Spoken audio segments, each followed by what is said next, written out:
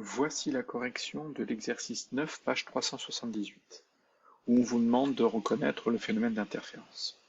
Donc parmi les situations suivantes, repérez celle qui met en jeu un phénomène d'interférence. Casque anti-bruit qui émet des ondes sonores en opposition de phase avec le bruit ambiant. Discours entendu derrière une porte entrouverte. Donc l'une des deux situations représente il représente le phénomène d'interférence. Donc, quelle va être la bonne? Eh bien, on va revenir sur ce qu'est le phénomène d'interférence. Ça serait une bonne chose. L'interférence de deux ondes. L'interférence de deux ondes, c'est quoi? Elle est observable, donc déjà, si on a des ondes synchrones et cohérentes. Ça veut dire quoi? Ça veut dire synchrones qu'elles ont la même période, donc la même fréquence. Cohérentes, ça veut dire qu'elles ont un déphasage constant, ça veut dire un retard de l'une par rapport à l'autre constant. On voit que la courbe rouge a toujours un peu d'avance, toujours la même avance sur la bleue. C'est-à-dire que la bleue a toujours le même retard sur la rouge. Donc c'est ça, cohérente. Ensuite, le phénomène d'interférence correspond à la superposition de deux ondes. Eh bien, je vous ai mis en vert ici le résultat du phénomène d'interférence. C'est-à-dire que ces deux ondes vont s'additionner. L'amplitude de ces deux ondes vont s'additionner. Voilà ce qui se passe. C'est juste ça. Et on va quand même avoir des cas particuliers.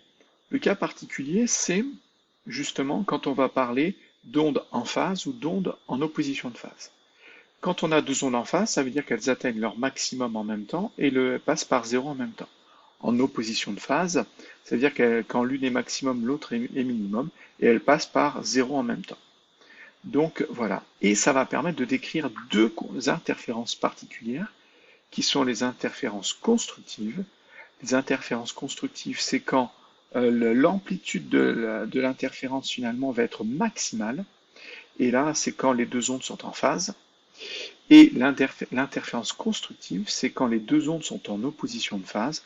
Donc la rouge et la bleue sont en opposition de phase. L'une est maxi quand l'autre est mini.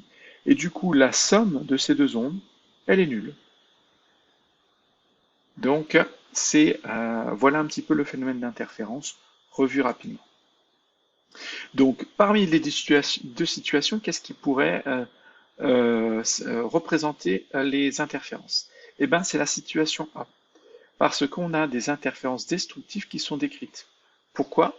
Parce que le principe d'un casque anti-bruit, ça va être de créer une interférence. On a une onde sonore qui arrive, le casque va créer une onde sonore en opposition de phase pour annuler le bruit environnant.